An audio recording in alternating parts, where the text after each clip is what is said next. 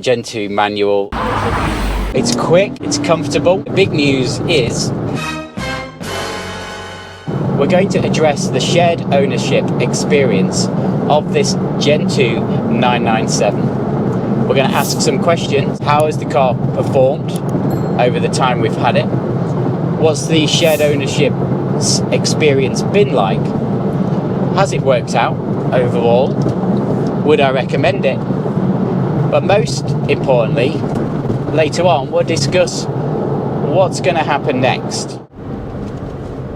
The last video we did on this car, we were talking about the fact that it is a shared vehicle. One of the comments on that video was from somebody who predicted that owning this vehicle would be a disaster and suggested that usually people only ever shared cars because they can't afford it themselves outright, which I thought was a little bit personal, if I'm honest, and slightly intrusive, making sort of vast assumptions there. It's important to address these comments because people share cars for all sorts of different reasons. Rare that people would have these cars as a primary car anyway, so having it as a secondary car and owning it outright, you're probably not going to use it very much anyway.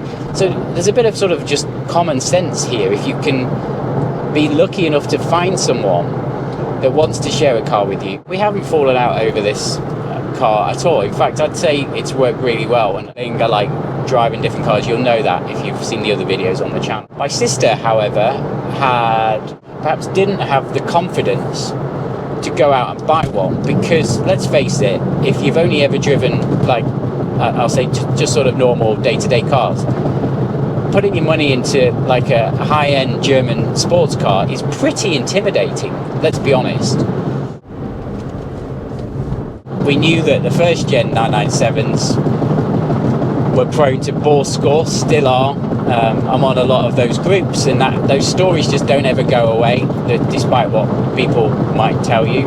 And you're sure you can get them rebuilt and things like that. And I had also had a Gen 2 997 C4S convertible, which I didn't really get along with, and there's other videos on the channel about that. Anyway, Gen 2s generally fetch more money than Gen 1s. Gen 2s also generally come in automatic PDK gearboxes. If you're going to own a 911, I'm a bit of a traditionalist, buy one with a gearbox. This car is high miles, which probably dragged the price down, but it's the Gen 2 version. It's a newer DFI engine, considered much more robust and reliable. Interior is just so 911 and solid, there's barely any wear in it at all. We pulled the trigger. That was just over a year or so ago. Agreement was always, it made sense to do those things while I had the car. That, for the most part, happened, apart from one instance, which we'll come to in a little while. Pretty well serviced. It had been serviced by Northway. Didn't really have any worries about the car. However, it was a year since it had last been done, so we got it serviced by Porsche in Bisley, or I got it serviced. And this is the first time I've owned a Porsche, taken it in for a service, and it has not needed anything else. Normally you get like a little list of things or recommendations, so I was like, wow, happy days. Sharing the cost, so that was all pretty straightforward. We have a Google Docs spreadsheet where we log like who's owned the car when and for how long, and I don't think that's really bothered either of us. So we do a to and from date from when we swap over. Swapping over probably is a bit of an inconvenience if you are thinking of sharing a car. It's probably easier if you both live nearer each other. When my sister wanted to get a car for me, she'd have to train it down, and vice versa. Where I live in the south of England, she lives in Derbyshire in the Peak District. Bit of an adventure going on the train up to the Peak District. It was quite nice, and you get a visit in. So it's not like we just made it part of the journey and the story, really, and I think that's quite nice and endearing, and we sort of enjoyed that. So that's been good. The car has been pretty solidly reliable. It's got 134,000 miles on it. Soon after buying this car, I was driving this journey back home from work on the hottest day of the year. Air conditioning that morning had been working fine, and on the journey home had stopped working. I had no cooling in the car whatsoever. Condensers were determined to be faulty, so I have a guy that I use for aircon. He came out, very kindly replaced the air conditioning condensers.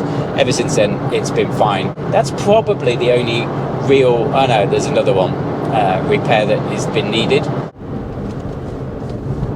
Early in the year, I hit a sort of milestone birthday, and as part of that birthday, I did a trip back to where I grew up, to see some friends, to drive around the places where we used to knock about when we were younger, sort of like a reminisce tour. And I took this 911, which was kind of cool, and it sort of added to the nostalgia of it. So I do have a bit of a nice connection with this car. If you ever buy a car, you'll know you grow more fondly attached to it the more things you do together and the more memorable journeys you take.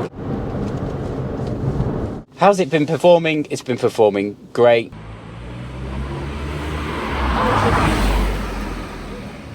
It is a 911 Gen 2 manual. It's a rare car, which I quite like about it.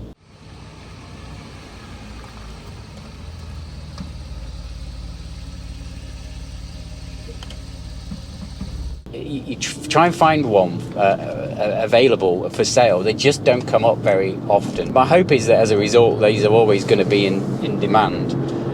But it's been such a solid, good bit of kit. Here we go. It's quick, even though it's a 3.6. It's comfortable, most of the time on smooth roads. On bumpy roads, slightly less so. The suspension is firm. There's no driver aids as such in terms of, apart from the usual sort of traction control, but nothing sort of advanced, no distance control, cruise, no emergency sort of predictive braking that you get on sort of modern cars. There's no lane departure assist. Basic traction control, 3.6 straight 6 engine with a manual gearbox, rear wheel drive, peak 911. Despite the attachment, the coolness of it, we've reached a sort of situation, as always happens, where I end up with probably too many cars. Viewers of the channel will know I talk about this a bit. We need a van. I've got a Vito van. My son is into go-karting currently, so we need that to transport the cart around. Eldest child, daughter, is about to hit 17, and as you'll know, if you've had children that hit 17, they would like to learn to drive, and I think we're going to help her out with that. And just to help juggle things around a bit from a garage perspective, it sort of makes sense to relinquish the share within this 911 and give some money towards a smaller vehicle, and maybe do a more video series on that. So consequently, the big news is, after discussions with my sister, we opted for to discuss whether she wanted to buy it out, etc. We did discuss getting this car sold, and that's where we're at today. I'm not in a huge hurry to do it, although my daughter is 17 quite soon. Failed a bit in my responsibilities as a brother and the agreement with me doing the maintenance. When we bought this car, it was July. It was MOT to October. This was in 2024. MOT to October. I was keen to get my sister into it for the summer so she could enjoy it a bit, but I didn't want to give it to her knowing that she had the shadow of an MOT coming in October. So I got it MOT in advance for her to put another 12 months on it in August. That was in August 2024. Now, and then I forgot about it, and then she had it again this summer, and annoyingly, in my head, the MOT was due to run out in October, like it first was, and I'd forgotten I'd re-MOT'd it in August. And then she mentioned to me and said, the MOT's due to run out, and this was while it was in her possession. And I was like, Now, and we were getting a bit of a fault. So I've said this car was great and reliable, and for the most part it has been. The rear light lenses on a Gen 2 911s are not the most robust, if I'm honest. The seals can break, they can get condensation, they fade, and consequently you'll get an error message on the dash indicating that you've got a problem with the indicator, which she was getting for the right indicator. She tapped it, took it out a few times, popped it back in, and it would work. Anyway, kudos to my big sister. We managed to get a hold of a new part, and she replaced it herself and swapped it out. That meant she had to sort the MOT out, unfortunately, because it was expired while it was in her possession. Anyway, little story there. I should also add, I filled up this morning, done a drive on the motorway, and I'm getting 27 mpg in this car, which isn't too bad. If you've ever watched the series Californication, it's quite old now, but he's got David Duchovny and he's rocking around LA in this old 911, and he's just using it, and it's not like showy, it's just cool, it's just like low key, it's just cool, it's just subtle, it just gets on with the business of being a 911 and just sort of blends in and is like, yeah, I'm here, you can use me every day, I can belt around if you need to. I just like that about this car. It feels very solid, it's so Germanic and solid, it's so very Porsche-like, even though that, you know, all the other cars now we've got in the fleet are probably, apart from the MX-5, probably a little bit easier to drive. The Giulia Veloce, he's got a great driver's car, but so much more supple on the road and smooth, whereas this is just like, it lets you know you're still in a sports car from, you know, that sort of mid-late 2000s era. If I get the chance, I'll do a for sale video on it. We'll go over it in a bit more detail.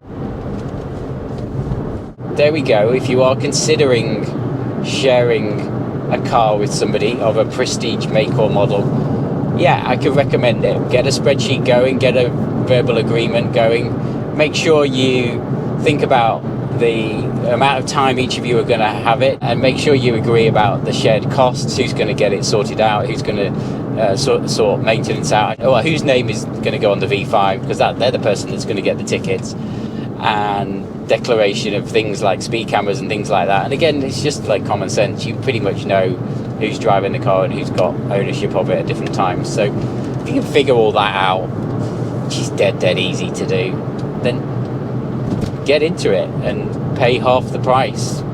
Get into a cool bit of car. That's what we've done here.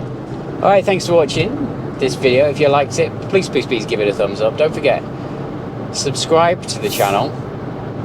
Try and get as more car videos out as we can. Hopefully you've learned something. We'll see you again very soon. Cheers.